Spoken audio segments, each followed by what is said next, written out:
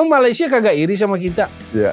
Punya winger-winger yang kayak misalnya Ilham Jamrun di masa hebatnya gitu. Kagak punya, kan patah pinggang semua lah sama pemain-pemain kita. Negerimu udah di bench pun begitu hidup lagi, pertandingan lagi timnas ada aja pemainnya katanya. Timnas kita juga kan, kadang-kadang ada militannya juga. Timnas kita kalau lihat esensinya, kulturnya, kan sebetulnya stylish.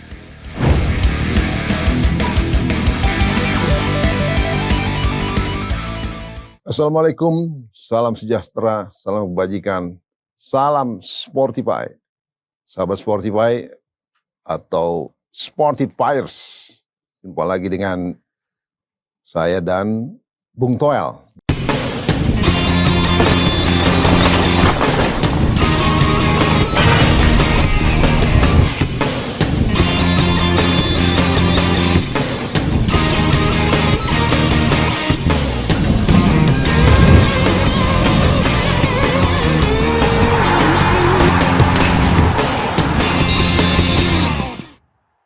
Sibuk apa sekarang?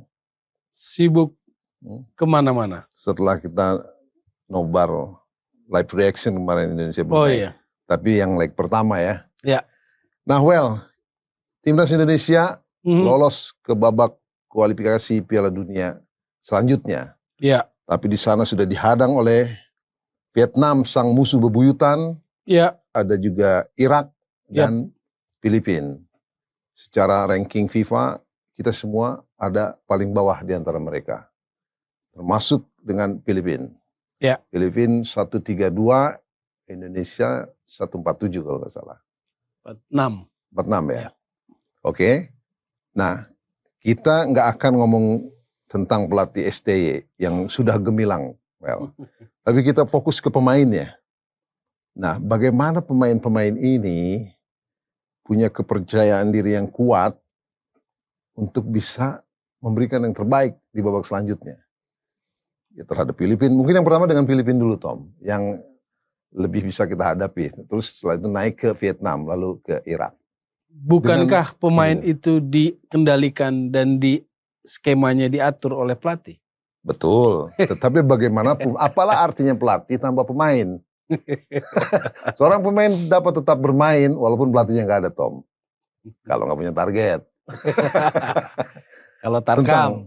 Pemain, Tom. Ya. Kenapa? Apa kekuatan poinnya? kita, skuad kita ini yang sudah berhasil membawa lolos Indonesia ke babak berikutnya. Oke. Itu bagaimana nanti? Kemarin kita lewati harus jalani babak 1 dulu, kualifikasi. Ada 20 tim, berarti lolos 10 tuh. Salah satunya kan Indonesia.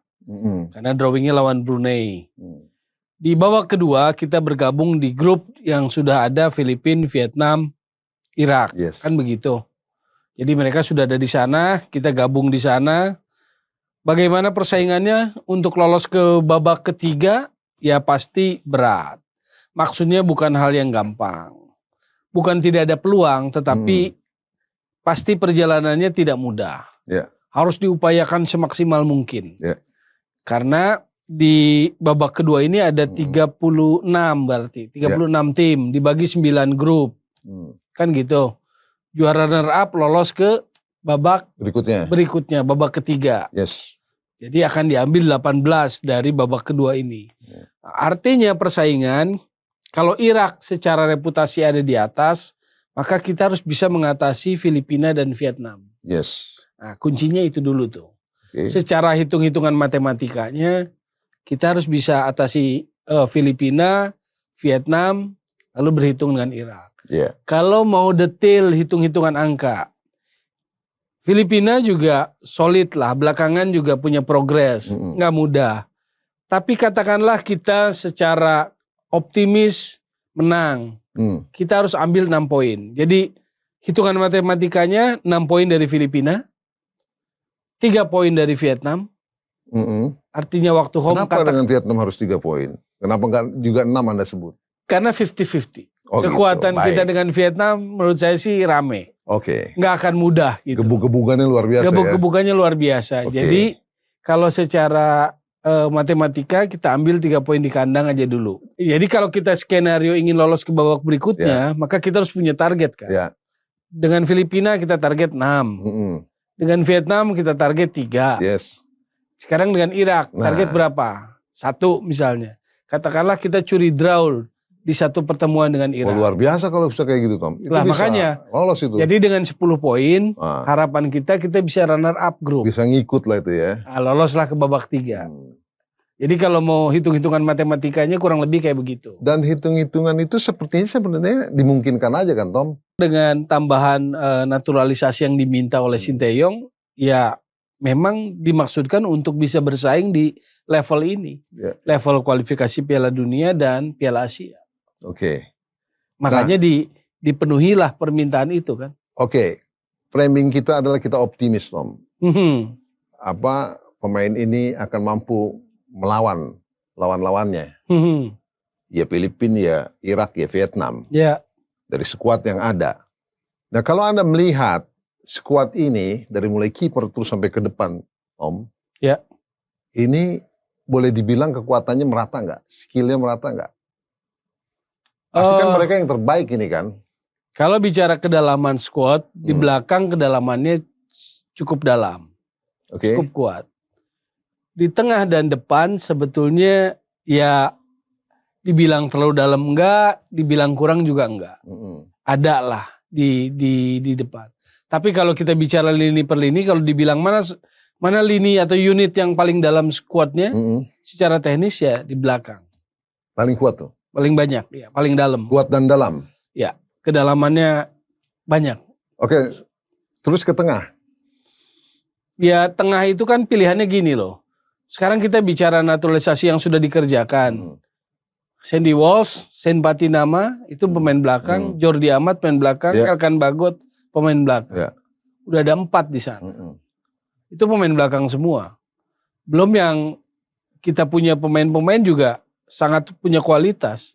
Rizky Ridho, Fahrudin, di kiri Pratama Arhan, Edo Febriansyah, Asnawi kuat juga di kanan kan. Belum pilihan-pilihan lainnya Ilham Rio, Fahmi dan sebagainya, Rahmat Irianto juga bisa gitu. Nah sekarang jadi kenapa saya sebut belakang itu kedalamannya kuat karena materi itu. Ya kalaupun kita harus kalah nggak banyak kayaknya golnya. Walaupun sebetulnya kan begini, kalau kita naturalisasi, apakah naturalisasi itu untuk cadangan apa untuk inti? Ya inti dong.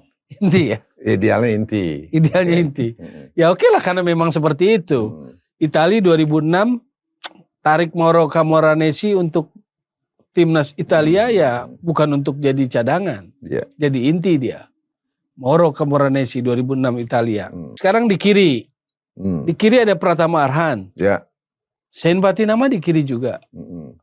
Lalu siapa yang akan jadi utama? Ada Edo Febriansyah juga. Yang menurut saya sih perkembangannya juga bagus. Bersama Persib Bandung. Mana yang jadi utama? Pilihannya Pratama Arhan kan ada, atau Sen Patinama? Ya tapi kan optionnya tuh kan ada dan lumayan gitu loh. Iya berarti kan satu kedalamannya oke kan. Pilihannya banyak. Tinggal kemudian pelatih menentukan mana yang pilihan pertamanya kan. Sen Patinama kah Pratama Arhan? Itu bek kiri. Di belakang Jordi Amat, Elkan Bagot, Rizky Ridho, Fahrudin. Belum yang lainnya lagi ada kan. Plus di kanan Asnawi, Sandy Walsh. Sandy Walsh waktu lawan Brunei di GBK main gelandang. Gitu. Nah Tom, kita satu persatu nih. Dengan yang Anda sebutkan tadi para pemain itu. Menghadapi Filipina. Kekuatan sepak bola Filipina yang Anda tahu karakter permainannya. Mungkin juga ada Anda sudah ngulik pemainnya. Bagaimana? Filipina itu muncul di 2010-an lah. Di level AFF mereka mulai percaya diri ketika mereka semifinal. 2010, 12, 14, 18 mereka bisa semifinal tuh tembus. Itu memboosting kepercayaan diri mereka. Luar biasa ya. Tapi iya, semifinal. Juga dia buah dari naturalisasi boleh dibilang. Iya, karena kalau dibalik ke tahun 2002 mereka kalahnya 13 gol dari kita. Ya nggak ada apa-apanya dulu. Iya 13-0. Jadi boleh dibilang program naturalisasi dia sukses itu. Iya, jadi waktu di FIFA Development di pertemuan itu ada orang Filipin kan, technical directornya, Jose Aris namanya. Ini cerita pengalaman ya? Cerita pengalaman. 2016. Waktu itu kita kalah memang di semifinal AFF. Oh dia sengaja nyamperi loh. Sengaja nyamperi. Nyamperin siapa? Nyamperin saya. Terus? Toel. Gue masih ingat katanya. Dia yang ngomong sendiri dia. 2002 gue digelontor 13 gol sama lu katanya. Indonesia. Nah, kemarin gue menang katanya 4-1. Happy banget tuh. Jadi dari 2002 digelontor 13 gol, mereka butuh waktu lama memang. 2010 mulai semifinal, 2012 semifinal, 2014 semifinal, 18 semifinal. Jadi moral story-nya apa nih dari peristiwa itu? Moral story-nya jadi memang walaupun menurut saya sih kita punya peluang cukup besar, dia bukan lawan yang seperti dulu lagi. Oke, Filipina bukan yang dulu. Iya, karena dari level klub pun kemarin-kemarin ada namanya Ceres Negros. Itu kalau di AFC Cup, itu mereka bisa melaju ke babak yang lebih jauh dibandingkan klub-klub kita. Padahal liganya nggak sesemarak kan liganya, kita ya. Iyalah, jauh lah. Tapi dia punya tim, ada yang mampu berbicara. Iya. Jadi kalau sekarang udah nggak ada klub itu, Ceres Negros. Sekarang adanya kayak Iloilo. Tapi dari hitungan matematis Anda tadi Anda bilang bahwa dengan Filipina kita harus dapat 6 poin. Ya. Artinya menang-menang kan? Ya harus menang-menang kalau lawan Filipina. Menang-menang. Jadi boleh kita tanam kepercayaan dengan Filipina kita harus menang. Walaupun nggak mudah ya saya bilang. Kiper Neil Etheridge main di Birmingham City. Pelatih harus tanamkan itu kepada pasukannya. Ya itu kan perhitungan teknis, target dari pelatih. Ya. Bahwa dia harus menang-menang di sini ini. Itu kan normal lah. Ya. Sebuah tim kalau kompetisi pun begitu. Karakter Filipina apa lagi yang Anda ketahui, Tom? Ya materi juga nggak jelek. Menurut saya sih bagus ya. Ada Neil Etheridge, penjaga gawang pertamanya, kaptennya itu mainnya di Birmingham. Ya. Birmingham City. Lalu Julian Schwarzer main di Arema tuh. Oke. Putranya Max Schwarzer, mantan penjaga gawang timnas Australia. Oke. Max Schwarzer, anaknya Julian Schwarzer, tapi mainnya di Arema tuh. Kurang lebih banyak tahu. Nah sekarang pemain-pemain Filipina itu tersebar. Ada yang main di Thailand, ada yang main di Malaysia, termasuk main di Indonesia. Karena dibukanya pintu pemain asing asal Asia Tenggara itu. Di Barito ada, di PSM ada pemain Filipina. Jadi paling ya Julian Schwarzer main di Arema. Jadi mereka palingnya kan. Jadi sedikit banyak Filipina mengetahui sepak bola Indonesia. Tipikal karakternya. Oke, baik. Tentang Filipina sudah kita senggol sedikit. Sekarang kita nyebrang ke kekuatan berikutnya, Vietnam. Betul. Ini boleh dibilang musuh bebuyutan, Tom. Iya. Dari yang dulu kita unggul terhadap Vietnam sampai sekarang kita harus ngaso ngadepin dia. Ya kalau ukurannya uji coba terakhir sih memang agak ini ya, agak drop dia di era Philippe Troussier ini. Pelatihnya kan ganti. Pak Hang Seo ke Philippe Troussier. Lawan Cina kalah 2-0 kalau nggak salah. Uzbek juga kalah 2-0. Jadi saya pikir mereka kurang mesankan lah di uji coba. Cuma memang level uji coba mereka naikin kan. Mereka up gitu loh. Ke level atas Asia gitu loh. Vietnam ini Tom, terhadap Indonesia pasti kan sama halnya kita saling ngintip. Iya. Indonesia sedang apa nih? Iya. Dengan siapa diuji coba? Vietnam pun nggak mau kalah pastinya kan? Iya. Pelatihnya siapa? Ya kan? Nah, ini menarik. Artinya sekarang Anda bilang Vietnam rada kurang bagus lah dari sebelumnya. Kalau dari hasil. Iya, dari pelatih sebelumnya. Iya. Nah, sementara kita boleh dibilang increase nih. Nah, ini momentum sebenarnya, Tom. Increase tergantung ngelihatnya gitu loh. Kalau increase itu karena ngelawan Brunei karena kita kualifikasi, mereka kan nggak kualifikasi pertama. Oh iya, dia langsung. Jadi mereka isi itu dengan pertandingan uji coba. Ya tapi boleh dibilang ini kan momentum, Tom, untuk kita bisa melampaui Vietnam.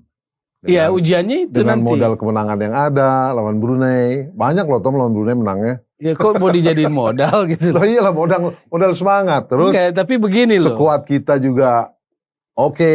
Gitu. Contoh nih ya, lawan Brunei, ada beritanya. Siapa Shane Patinama atau siapalah pemain Indonesia main bagus lawan Brunei. Lah memang harusnya dong main lawan Brunei harus bagus. Kalau nggak bagus lawan Brunei mau lawan siapa lagi yang lebih rendah gitu loh. inilah. Jadi itu bukan berita, Bos. Iya.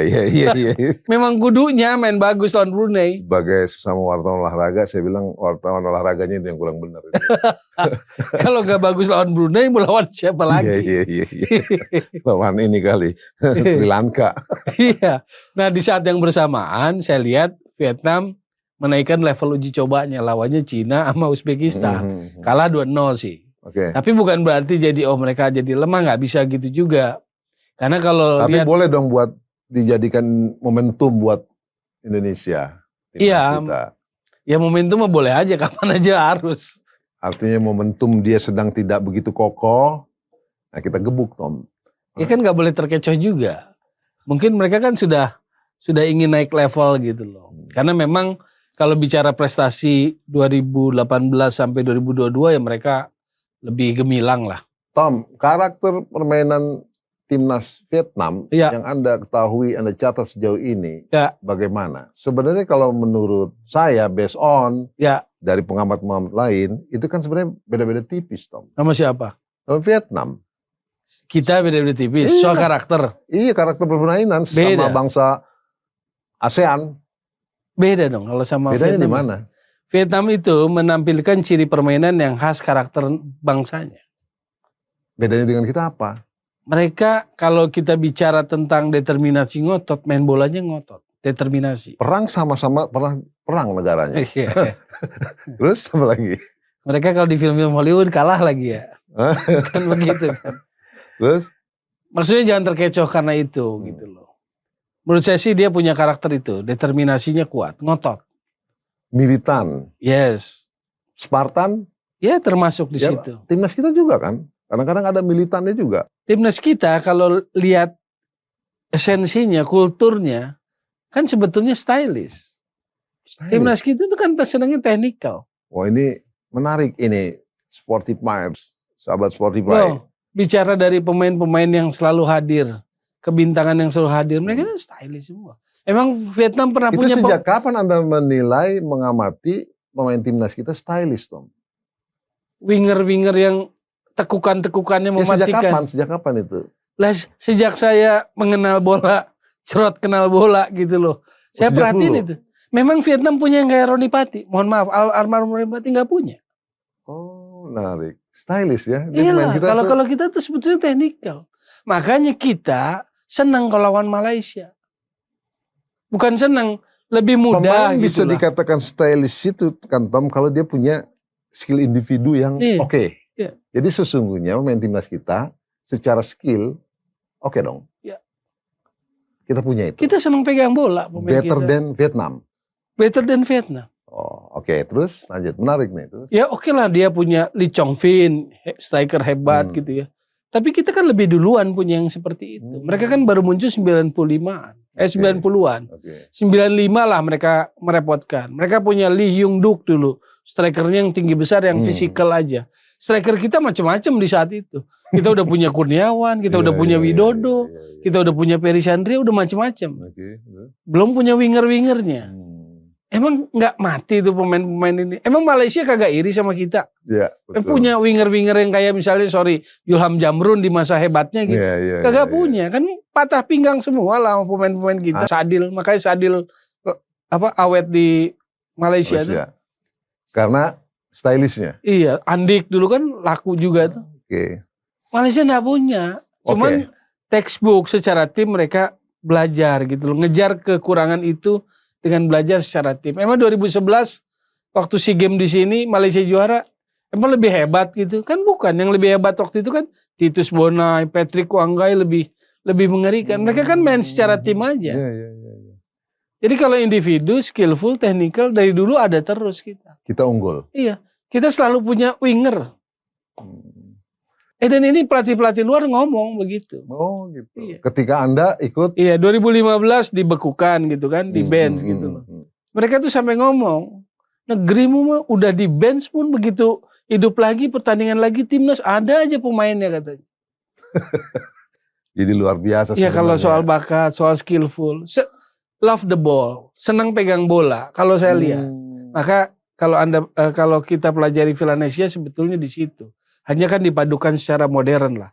Sepak bola modern tuntutannya kan ada pressingnya juga. Ada pressing, ada compact gitu kan. Oke, kita lebih stylish dari Vietnam. Iya. Ya kan? Spartannya gimana tuh? Cuma akan kesulitan menghadapi seperti Vietnam, Thailand gitu yang punya determinasi. Oh. Vietnam tuh lebih kuat secara determinasi ngotot gitu loh. Pressingnya gitu. Fisikalnya mereka akan keluarin. Ada catatan juga begini Tom.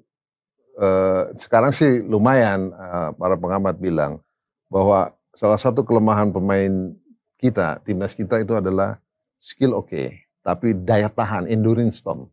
Jadi melambai itu begitu waktu berjalan. Sehingga kalau orang punya endurance yang lemah, itu pengetahuan yang diturun-temurunkan nggak? Pengetahuan yang diturun-temurunkan nggak? Menurut saya sih pengetahuan ucapan yang diturun-temurunkan. Karakter Tom. Karakter. Gimana menurut Anda? Haryono kuat. Coba koreksinya apa kalau memang yang saya sampaikan salah? Ya artinya kalau di level lawan tim yang kuat lagi, maka itu perhitungannya menjadi teknis dan non teknis. Mentalitas di situ bertanding. Pemain kita memang akhirnya menonjol. Kalau lawan yang Brunei, wah tekak-tekuk, enak betul di penguasaan bola. Begitu lawan yang selevel, yang pressingnya kuat, yang fisikalnya kuat, compact. Udah laku tuh skill stylish itu. Ya itu mulai kesulitan kita. Nanti ketemu Filipina yang ngepres, Doan Van Hout, bek kirinya nomor 3 itu. Yang Evan Dimas kena di SEA Games 2019, yang kemarin pun ini, yang disoraki di GBK pun masih tegar. Jadi apa yang harus diwaspadai timnas ketika nanti menghadapi Vietnam? Ya mereka sudah punya kerangka yang dibangun oleh Pak Hang Seo. Cuma tinggal Trosier ini cerdas apa enggak nih. Tangan dingin apa enggak mengadvance kualitas pemain Vietnam. Dasarnya udah bagus ini. Materinya bagus. Anda bilang tadi terhadap Vietnam paling tidak kita dapat 3 poin, artinya sekali menang. Ya karena saya memperhitungkan kemampuan mereka. Di 2022 AFF kan kita berat tuh. 0-0 di kandang sendiri kan. Di kandang sendiri pun gak bisa bikin gol. Di kandang Vietnam kita kalah 2-0. Iya. Yang terbaru lah, yang teranyar lah 2022 kan rekornya. Nggak sabar saya nunggunya Tom, lawan Vietnam ini. Do Hung Dung bagus, center back-nya bagus gitu loh.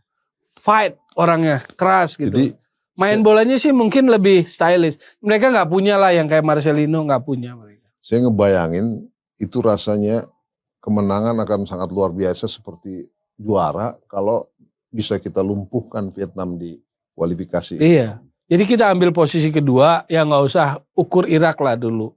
Targetnya kedua kita lolos babak 3 kan. Ya, oke. Cuma batu sandungannya bisa di Vietnam. Oke. Cuma jangan lupakan juga Filipina. Jadi di grup itu antara Indonesia Vietnam berangkat lah nih ya. Ke babak berikutnya. Iya. Ya, kalau Irak dianggap sebagai Irak dianggap oke lah. unggulan. Ya. Unggulan.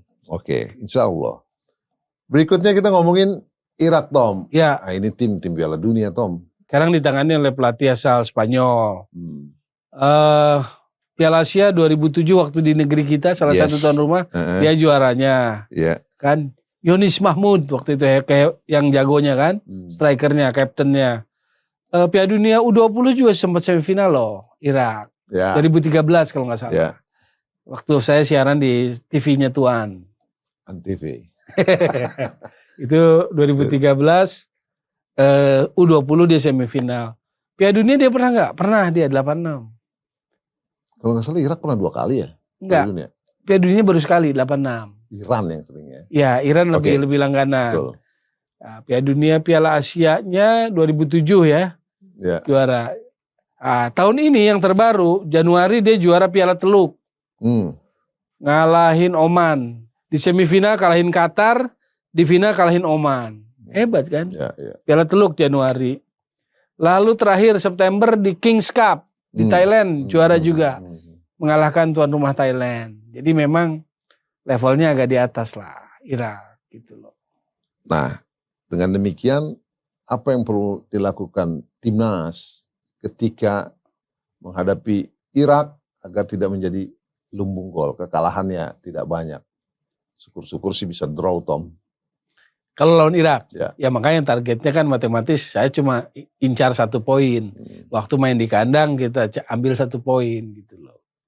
kalau bicara karakter permainan Irak, dia udah levelnya udah kan elitisnya Asia. Ya. Memang sulit ya kita mengimbangi. Ya draw sih menurut saya sih oke lah. Kalau bisa draw dua-duanya di kandang maupun away ya hebat juga. Cuma kita kan realistis. Realistis melihat sebuah pergerakan kekuatan sepak bola atau bagaimana kita mempencundangi lawan tuh. Selalu ada hari, tapi posisinya gini. Kalau lawan Irak kita underdog gitu loh posisinya. Tapi realistis juga, Tom, ada realistis, ada optimis.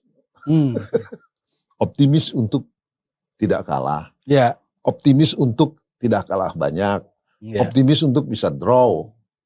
Nah itu kan menarik, Tom. Ya, ya. Jadi walaupun kita underdog, ya, tetap kita punya peluang untuk melawan Irak.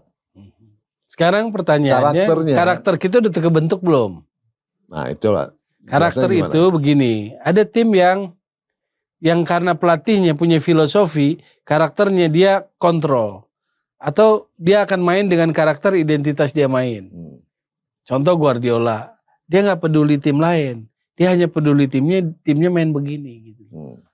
Biarkanlah tim lawan yang harus beradaptasi atau merespon tim kita gitu loh. Jangan biarkan lawan mendikte kita. Gitu kan. Lawan sekelas Brunei, Malaysia, Indonesia mungkin akan main dengan karakternya. Mendikte ini mereka. Ini cara gue, kontrol. Tapi apakah, atau lawan Filipina mungkin bisa akan kontrol. Tapi apakah lawan Vietnam, Indonesia juga akan main dengan karakternya. Akan kontrol permainan, pegang bola, dikte, tempo dan sebagainya. Ini pertanyaan besar nanti. Apakah lawan Irak yang lebih itu, Indonesia akan lebih turun, retreat gitu loh. Gitu kan? Lalu mengandalkan serangan balik. Kan gitu. Kan itu balik kemana? Itu kan balik kepada filosofi timnya. Kalau Guardiola sebagai contoh langitan, kan saya tegesin tuh contoh langitan. Dia nggak peduli lawan, dia hanya peduli timnya. Jadi biarkan lawan itu yang pusing dengan dirinya.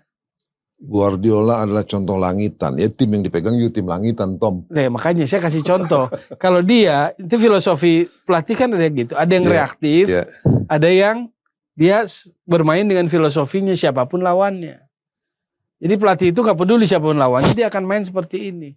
Tapi ada yang sifatnya reaktif. Nah pertanyaannya, di kualifikasi Piala Dunia nanti, Indonesia akan main dengan karakter seperti apa? Lawan Filipina akan keluar karakter aslinya misalnya. Lebih ofensif, pegang bola, pressing gitu, compact. Lawan Vietnam gimana? Nah, tanda tanya kan. Oh enggak, main di home kita akan coba kontrol. Oke. Tapi main di away akan lebih defend. Bisa jadi kan. Berarti kan karakter timnya masih responsif. Tapi apakah itu adalah karakter filosofi dari timnas kita yang akan menjadi benang merah sepanjang masa? Belum tentu kan gitu. Nah, Bung Tommy, sahabat Sportifiers. Ya. Saya anggap tadi sebagai closing statement dari podcast kita kali ini dari Anda. Mau ada yang tambahkan? Gak ada. Timnas di babak berikutnya. Babak 2 aja penentuannya nih. Babak 2. Ya semoga bisa lolos jadi 2 terbaik grup lalu lolos ke babak 3. Itu seksi banget Tom kalau bisa sampai lolos Tom. Babak 3. Berangkat bareng Irak kan untuk babak berikutnya. Iya. Kerasa juara itu Tom. Melambung lagi nanti ST itu. Luar biasa. Oke, kepada Pratama Arhan, Rafael Struik, Erkan Bagot, Bung Toel optimis Anda akan bisa melampaui Filipina, Vietnam, dan membuat kacau Irak. Mudah-mudahan kita lolos. Ya kalau optimisnya 10 poin tuh. Bisa nggak target optimis 10 poin diambil? Semoga STI bisa raih itu 10 poin. Bung Toel berharap. Oke, baiklah. Sportifiers. Sampai di sini podcast kita kali ini, Tom. Ya. Kita jumpa lagi di lain topik. Ya. Dan sekali lagi semuanya adalah demi kemajuan sepak bola Indonesia. Ya. Jangan lupa kunjungi website kami sportify.id dan juga Instagram Sportify Indonesia serta ada TikToknya sekarang ya. Dan juga Facebook. Sampai jumpa di lain kesempatan. Assalamualaikum warahmatullahi wabarakatuh.